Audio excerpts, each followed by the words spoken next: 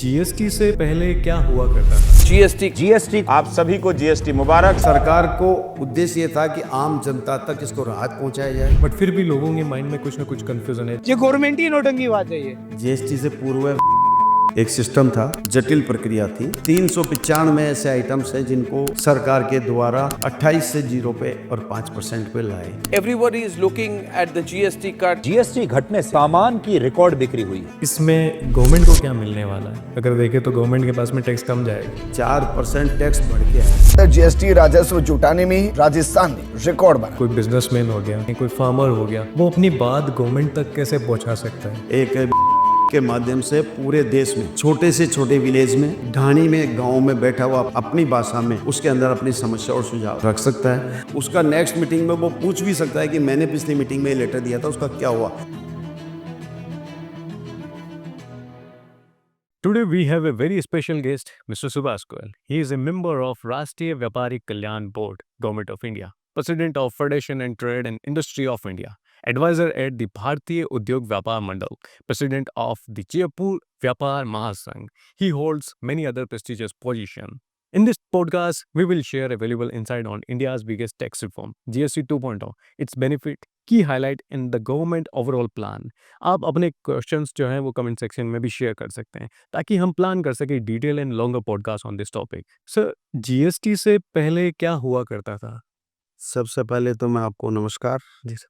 और बधाई देना चाहता हूँ कि आपके द्वारा एक बहुत ही अच्छा इनिशिएटिव लिया जा रहा है।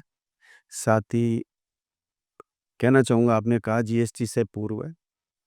जीएसटी से पूर्व वेट एक सिस्टम था जो वेट आया था और 17 से पहले वो वेट लगा करता था। वेट में बड़ी सारी दिक्कतें आ रही थी, इसमें सी फॉर्म देना, एच फॉर्म देना, ये बड़ी एक प्रक्रिया, बहुत जटिल प्रक्रिया थी।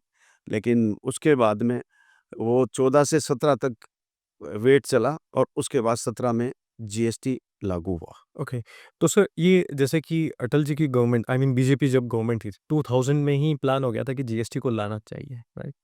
बट ये 2014 में वापस बीजेपी आई और फिर दोबारा प्लान हुआ और 17 में इसका इम्प्लीमेंट होना, ये किस तरीके से पॉसिबल हुआ? मैं होता क्या है एक्चुअली, सबसे पहले तो मैं माननीय प्रधानमंत्री जी को धन्यवाद देना चाहूँगा, क्योंकि होता क्या था कि जब भी जीएसटी जिस देश में भी लगती थी तो प्रेजेंट सरकार दोबारा रिपीट होने में उनको जोर आता था। लगता था कि कहीं जीएसटी की एम्प्लॉइज़ की वजह से कहीं सरकार को तकलीफ ना हो। लेकिन माननीय प्रधानमंत्री जी के द्वारा इस जीएसटी को 17 में लागू किया गया और 17 में लागू करने के बाद आप देख रहे हैं कितना बड़ा इम्पैक्ट आज जीएसटी में आया है। इससे हमारा व्यापार तो बढ़ा ही है, साथ ही जीएसटी कलेक्शन भी बढ़ा है और एक रूपता, एक रेशन, एक इलेक्शन जो कहते हैं ना कि एक कहते हैं लाइसेंस वाली जो प्रक्रिया थी वो तहत आई कि पूरे हिंदुस्तान में एक ही प्रकार का टैक्स लगे। Right, right. तो इसमें अभी जैसे कि सेगमेंट डिसाइड किया है, 3 स्लैब में डिसाइड किया है, 5%, 80%, 18% और 40%। तो इसे डिसाइड करने के पीछे कौन होते हैं? कौन डिसाइड करता है ये जीएसटी? ये देखिए, पूरी भारत सरकार के मंत्रालय के साथ में बैठ कर के किया गया है हाँ। और हर स्टेट से मेंबर्स लिए गए हैं और साथ में पूरा एक कहते हैं संविधान के रूप में कलेक्ट हुआ है। और कहेंगे पहले 4 स्लैब थे, लेकिन 4 स्लैब के बाद में अब 2 स्लैब में ही इसको, मैक्सिमम 2 स्लैब में ही, 5 और 18 के स्लैब में ही इसको डिवाइड किया गया है। Right, right. Sir, main benefit क्या मिलने वाला है?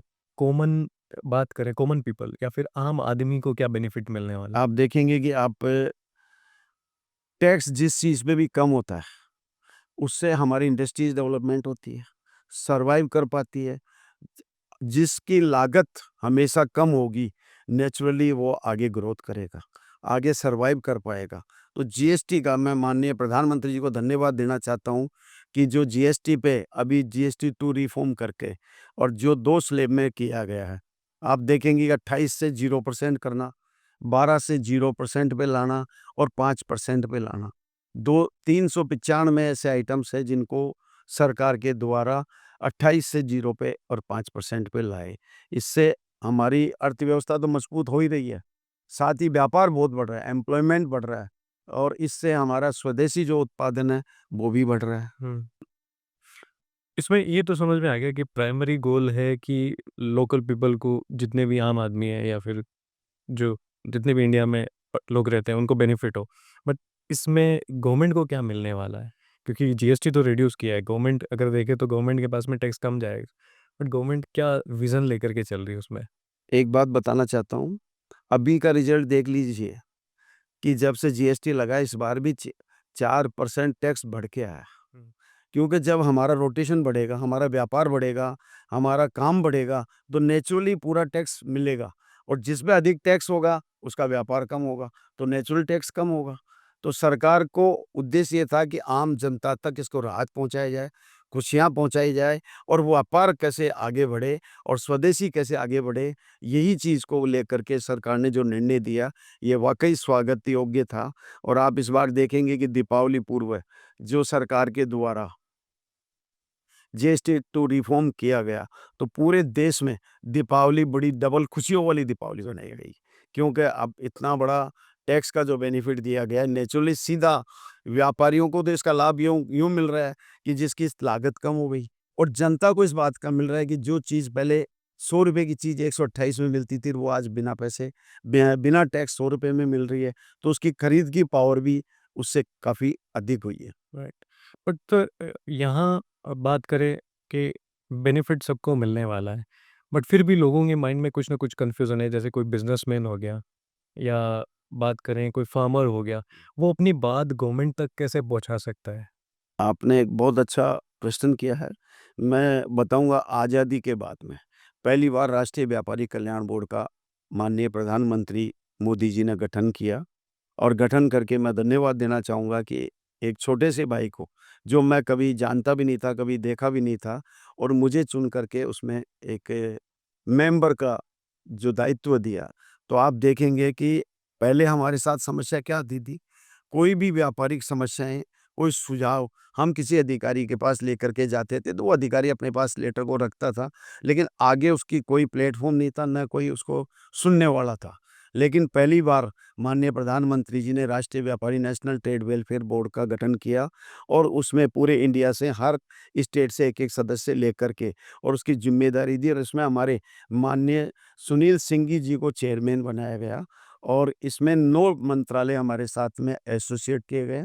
9 मंत्रालयों के जॉइंट सेक्रेटरी आप देखिए, उसमें हमारे साथ है, सेक्रेटरी हमारे साथ में है और 9 मंत्रालयों की स्थिति आपको बताऊँगा department of commerce, department of finance, department of agriculture, department housing and urban, department of revenue, department of labour of employment, साथ में एमएसएमई डिपार्टमेंट और एक नीति आयोग भी हमारे साथ एसोसिएट किया और उस एसोसिएट करने के बाद में मैं आपको बताना चाहूँगा कि बोर्ड के माध्यम से आज एक वीसी लिंक की जाती है। उसमें एक बीसी लिंक के माध्यम से पूरे देश में छोटे से छोटे विलेज में, ढाणी में, गाँव में बैठा हुआ अपनी भाषा में उसके अंदर अपनी समस्या और सुझाव रख सकता है। साथ ही मेल भी कर सकता है ओके। और मैं आपको और बताना चाहता हूँ कि वो अपनी बात को जब बताएगा और नेक्स्ट वीसी हर मंडे को 3 से 4 बजे तक की जाती है। उसका नेक्स्ट मीटिंग में वो पूछ भी सकता है कि मैंने पिछली मीटिंग में ये लेटर दिया था, उसका क्या हुआ?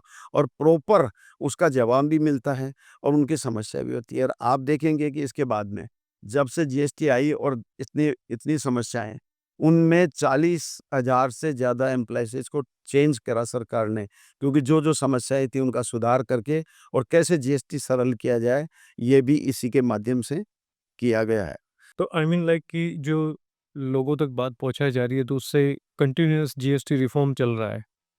बट इन लोगों तक ये बात कैसे पहुँचाई जा रही है कि ये प्लेटफ़ॉर्म लोगों के लिए अवेलेबल है? हाँ, आपने बहुत अच्छी बात कही है। मैं आपको बताना चाहूँगा कि पिछली बार 2 साल हो गए लगभग इसको, पूरे देश में हमारे माननीय सुनील सिंह जी हर स्टेट में गए हैं। हम स्वयं भी हर स्टेट में जा करके और लोगों से अपने भारत सरकार आपके द्वारा आपसे सुझाव लिए गए व्यापारियों की कल्याण के लिए जिसका नाम ही राष्ट्रीय व्यापारी कल्याण बोर्ड हो। मैं कहना चाहूँगा कि आपको व्यापारिक हित, सुरक्षा और रक्षा के लिए जब प्रधानमंत्री जी ने बनाया तो कैसे व्यापार सुगम हो। या साथ ही हमने जाकर के व्यापारियों को भारत सरकार और राज्य सरकार के द्वारा जो राहत दी जाती है, उनको व्यापारियों तक पहुँचाना। साथ ही सबसे बड़ी दिक्कत आती है कि फंड की। हम बैंकों के माध्यम से सरकार के माध्यम से मिल कर के, और हमारे बीएलसी एक बैंक के सदस्य के रूप में भी हमको चुना गया है कि कैसे व्यापारियों को लोन दिलाया जाए और लोन को कैसे ईज़ी किया जाए, ये भी व्यवस्था हमारे बोर्ड के माध्यम से हम कर रहे हैं, और व्यापार कैसे बढ़ाया जाए। साथ ही स्टार्टअप को भी एक बूस्टअप देने के लिए जो नया स्टार्टअप करता है, उनको भी क्या-क्या योजना है, ये भी सरकार की हम आम व्यापारियों तक पहुँचाने का काम कर रहे हैं, और हमारी एसोसिएशन है, हर जगह बनी हुई है, एसोसिएशन अपने व्यापारियों तक पहुँचाने का काम कर रहे हैं।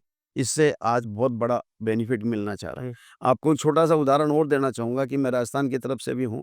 राजस्थान का जीएसटी कलेक्शन सरकार के लक्ष्य से कई गुना ज़्यादा जीएसटी कलेक्शन हुआ है, और उसके अंदर मैं आपको बताना चाहता हूँ कि खुद चीफ सेक्रेटरी महोदय ने हमें धन्यवाद दिया, कमिश्नर साहब ने हमें धन्यवाद दिया, क्योंकि व्यापारियों का जो आपसी तालमेल था, उसकी कमी को दूर करने का काम हमारे बोर्ड के माध्यम से किया कि व्यापारियों को कोई समस्या है या उनकी कोई बात है, वो हम सरकार के अधिकारियों तक और सरकार तक पहुँचाए और उसकी समस्या और उनका समाधान किया। इससे टैक्स अधिक इकट्ठा होना एक अलग मैटर है, लेकिन क्यों हुआ? क्योंकि हमारा व्यापार बढ़ा और आपसी तालमेल की वजह से बढ़ा। जो कमियाँ थी वो दूर करने का काम हमारे बोर्ड के माध्यम से किया जाता है। राइट। सर, ये आपने स्टार्टअप वाली बात कही है। किस तरीके के बेनिफिट मिलने वाले हैं स्टार्टअप के अंदर? हमें कोई स्टार्टअप मेरे जैसा अभी है। स्टार्टअप में आज मैं बताऊँ, मेरा प्रोडक्ट है। आज महिलाएँ अपने घरों में व्यापार कर रही है, बच्चे आज के व्यापार कर रहे हैं। उन प्रोडक्ट को बेचने के लिए भी कहीं स्थान होता है उसका। तो ये मेले के माध्यम से, ये क्या कहते हैं कि आजकल जो है आप देखेंगे स्टॉल लगा-लगा करके भिन्न-भिन्न जगह अपने प्रोडक्ट को बेचा जाता है। तो राज्य सरकार और केंद्र सरकार के द्वारा उनको एक अपनी जैसे दुकान लगाने के लिए सरकार के 5,000 रुपए तक के उनको अनुदान दिया जाता है। उनको आने-जाने का खर्चा दिया जाता है और उनका कार्ड भी बनाया जाता है। जो महिला हैं, उनको कार्ड बना के दिया जाएगा कि आप कहीं भी लगाएँ। आप यहाँ ही नहीं, कहीं भी दिल्ली भी जा सकते हैं, किसी भी स्थान पर जाएँगे उसका भाड़ा खर्चा भी मिलेगा और आपको उसके लिए अनुदान भी मिलेगा। साथ ही इनिशिएटिव बहुत बड़ी स्कीम है। सरकार के द्वारा राजस्थान में भी बैठे, राइजिंग राजस्थान में बहुत बड़ी छूट दी गई है। और ऐसी-ऐसी चीज़ें भी हैं कि गवर्नमेंट खुद स्वयं, अगर आप नया स्टार्टअप लगाते हैं, नया बिज़नेस शुरू करते हैं, तो 8 से 9% खुद इनिशिएटिव दे करके सरकार उसका ब्याज में कम करके अपनी ओर से दे करके और आपको व्यापार बढ़ाने का भी काम राज्य सरकार और केंद्र सरकार कर रही है। ओके, तो ये एमएसएमई के थ्रू होगा? एमएसएमई में भी है और डायरेक्ट भी है। ओके। आपका कौन-सा प्रोडक्ट है, उसके माध्यम से होता है, और ये सरकार इसके लिए बहुत ही, कहते हूँ कि अभियान के रूप में चला रखा है, हाँ, और आप देखेंगे बहुत अच्छा इम्पैक्ट भी आ रहा है इसका। एमएसएमई के थ्रू क्या बेनिफिट? एमएसएमई के बेनिफिट है, आपको पहले खाली एमएसएमई की इंडस्ट्रीज़ को लिया गया था, अब व्यापारी को भी जोड़ दिया, उसमें लोन मिलेगा उनको। लोन मिलने के बाद में उसको व्यापार को आगे बढ़ाने के लिए भी उनकी पूरी एक सरकार की जो नीति बनी हुई है, उनमें उसको बहुत बड़ा बेनिफिट दिया जा रहा है। ओके। सर, ये वोकल फॉर लोकल क्या इनिशिएटिव है गवर्नमेंट? मैं माननीय प्रधानमंत्री जी ने इसका एक वोकल फॉर लोकल का एक अभियान के रूप में एक स्टार्टअप किया था, हाँ। और मैं धन्यवाद देना चाहता हूँ हमारे सुनील सिंह जी साहब को भी, जो हम जयपुर में आकर के पहला सबसे बड़ा इनिशिएटिव हवा महल के ऊपर हमने एक आयोजन किया। उस आयोजन में हमने रखा कि चौपाल पे बैठ करके हमने निर्णय लिया कि कैसे इसको स्वदेशी पे आगे बढ़ाया जाए। साथ ही व्यापारिक यात्रा, हर दुकान पर आज गर्व से कहो हम स्वदेशी हैं और स्वदेशी ही बेचते हैं। हमने स्टिकर दिया, हर दुकानों पर जाकर के बड़े खुशी के साथ में व्यापारियों ने अपनी दुकान पर लगाया। उससे स्वदेशी ही अपनाएंगे तो हमारी अर्थव्यवस्था मजबूत होगी, स्टार्टअप को बेनिफिट मिलेगा, साथ ही एम्प्लॉयमेंट को मिलेगा। ये एक बहुत बड़ा है, और साथ में आप जगह कहेंगे कि आज अगर स्वदेशी आप अपनाएंगे तो निश्चित ही हमारा पैसा हमारे पास ही रहेगा। हाँ। ये भी आप देख रहे हैं, और ये पूरे भारत में इस बार जो है पूरा स्वदेशी का एक दौर के रूप में चल रहा है, लोग इसको एक्सेप्ट भी कर रहे हैं। आज के युवाओं को भी मैं धन्यवाद देना चाहता हूँ, क्योंकि युवाएं जो थी उनकी एक बड़ी हवाएं थी कि साहब हम बाहर की विदेशी चीज़ों को काम में लेवें, लेकिन धन्यवाद कि आज का युवा भी समझने लग गया कि हमारे देश को, अर्थव्यवस्था को मजबूत करना है, देश को मजबूत करना है, तो हमें स्वदेशी ही अपनाना होगा। और आप देखेंगे जयपुर में तो हमने स्वदेशी मार्ट बनाया। इस बार दीपावली के ऊपर संपूर्ण राजस्थान में ये दीपावली स्वदेशी वाली दीपावली है, साथ ही खुशियों वाली, डबल खुशियों वाली दीपावली, जो कि जीएसटी पे इतना बड़ा बेनिफिट दिया गया, तो बहुत ही बड़ी खुशी के साथ में दीपावली मनाई गई, जो भी एक कहते हैं कि देश के लिए एक अच्छी ताकत के लिए है। और अर्थव्यवस्था में देखेंगे, पहले कौन-सी अर्थव्यवस्था 11वें थी, आज जो चौथे पायदान पर आ चुकी और तीसरे पर भी आ रही है। स्वदेशी से ही हमारी एक ताकत बढ़ेगी, ये स्वदेशी ही अपनाएँगे, बहुत बड़ा कहते हैं इसका लाभ मिलेगा। सर, ये रिफ़ॉर्म के चलते हुए कौन-सा सेक्टर जो है सबसे ज़्यादा बेनिफिशियल में रहा है? आप बताएँगे कौन-सा इसमें जो जीएसटी 2 रिफ़ॉर्म में किया? हमारे रोज़मर्रा की चीज़ें हैं।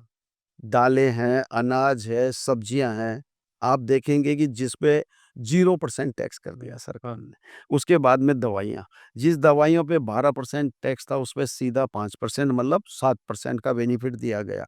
स्वास्थ्य बीमा पर जिस पे 18% टैक्स था, उसको आज 0 किया गया, जिससे कि हम स्वस्थ रह सकें, हमारे जीवन को एक कहते हैं कि जो समस्याएँ हैं, उनके लिए हमें एक समाधान का रास्ता।